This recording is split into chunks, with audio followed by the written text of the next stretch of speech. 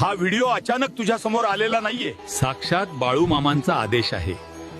हा व्हिडिओ खास तुझ्यासाठीच आहे, म्हणून शेवटपर्यंत बघच. भावा, आदमापूर हे साधंसुद्धा गाव नाही. जसा विश्वाचं कल्याण करणारा स्मशानवासी महादेव कैलासात वसलेला आहे, तसाच माझा धनगरांचा राजा माझा बाळूमामा आज आदमापुरात वसलेला आहे. आदमापूर हे दुसरं तिसरं काही नसून बाळूमामांच्या भक्तांसाठी साक्षात पृथ्वीवरचं कैलास आहे.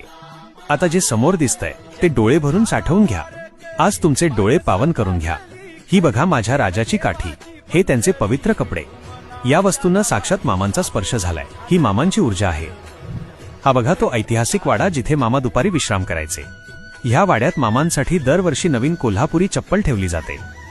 आणि चमत्कार बघा, वर्ष संपल्यावर पाहिलं तर ती चप्पल खालून झिजलेली असते.